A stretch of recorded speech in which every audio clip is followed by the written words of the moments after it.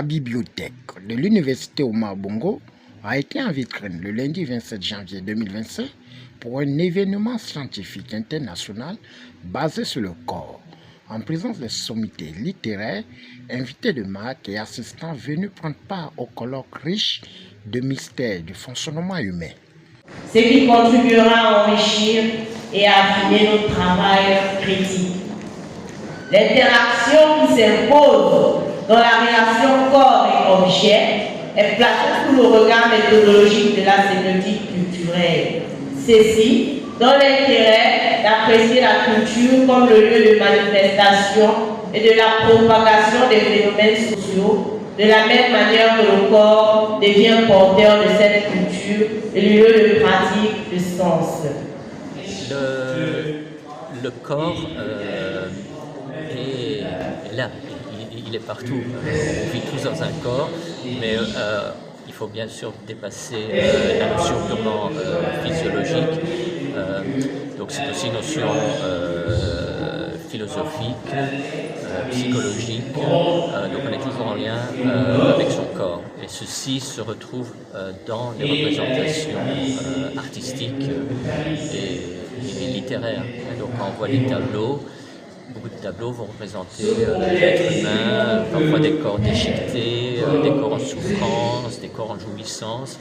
Et dans la littérature, c'est la même chose. C'est un thème, je dirais, fédérateur et qui a permis de nous réunir ici et en fait de réfléchir, d'aller un peu au-delà, de voir, d'essayer de redéfinir certaines. Ma présence, en fait, est un témoignage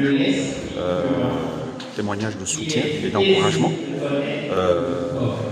adressé à des collègues qui ont eu la bonne idée d'organiser un colloque international. Je rappelle que c'est un colloque qui rassemble 80 participants, contributeurs, dont certains viennent de l'étranger. Dans le contexte qui est le nôtre, qui est marqué particulièrement par la faiblesse des moyens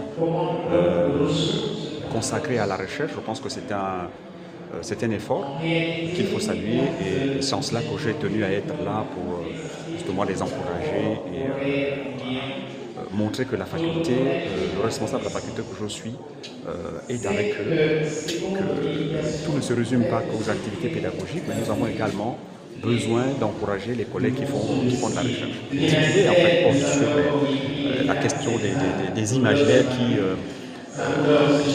tournent autour de ce qu'on appelle le corps. En fait.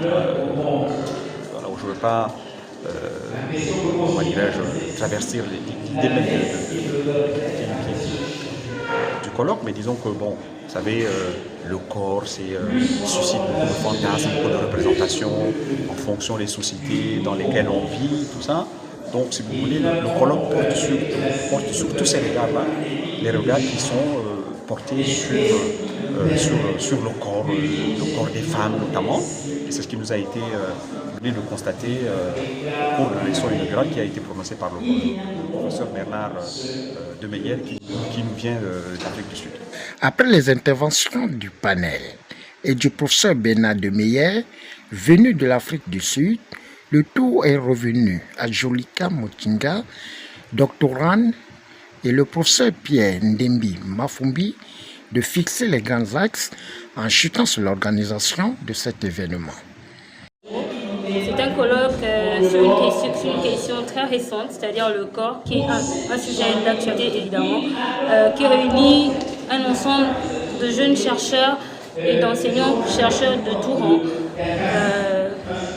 autour de la place des représentations du corps dans les différentes spécialités des sciences humaines. Cet événement est un événement de grande envergure parce que c'est un événement qui réunit d'abord des jeunes chercheurs. Donc c'est un gros challenge pour nous et nous remercions déjà l'appui des enseignants qui nous ont donné la force dans cet événement scientifique. Et nous croyons qu'à partir du thème que nous avons abordé, ça pourra susciter d'autres recherches et amener des débats évidemment à la suite. L'objet de ce colloque est d'abord de rebooster, en fait, on va dire, la science dans notre espace universitaire, parce que c'est déjà devenu une tradition au département de lettres modernes et de la formation doctorale, qui est celle, évidemment, de chaque année organiser quelque chose, parce qu'il faut maintenir les esprits en éveil. Mais le deuxième niveau de compréhension, d'organisation de ce colloque, est d'abord aussi d'entretenir maintenant cette coopération qu'il y a entre les universités, l'université gabonaise et les autres universités, et surtout à faire une relation entre les enseignants et chercheurs d'autres pays, ce qui nous permet évidemment de partager une grande expérience et d'amener surtout en fait nos docteurs et nos doctorants nouvellement en fait promus de pouvoir déjà s'acclimater et de comprendre comment ce monde universitaire fonctionne.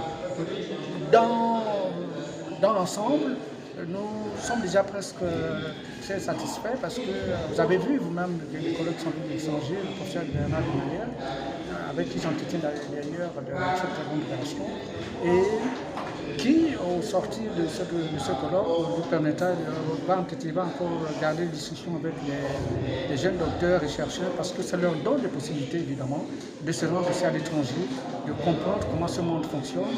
Et c'est aussi pour nous de voir ces docteurs que nous-mêmes nous avons fabriqués, nous-mêmes nous avons formés, d'en être fiers d'ailleurs, parce que vous savez, ce n'est pas toujours donné dans ce pays qu'on donne toujours l'occasion aux jeunes enfants, aux jeunes chercheurs, de leur dire que en fait, demain c'est vous, donc, mais comment le faire? Il faudrait déjà qu'ils s'habituent à organiser ce genre de choses pour que demain, quand ils vont nous remplacer, quand ils seront enseignants, chercheurs demain, ils savent déjà comment organiser une colloque, ils savent déjà en fait comment tenir la machine scientifique.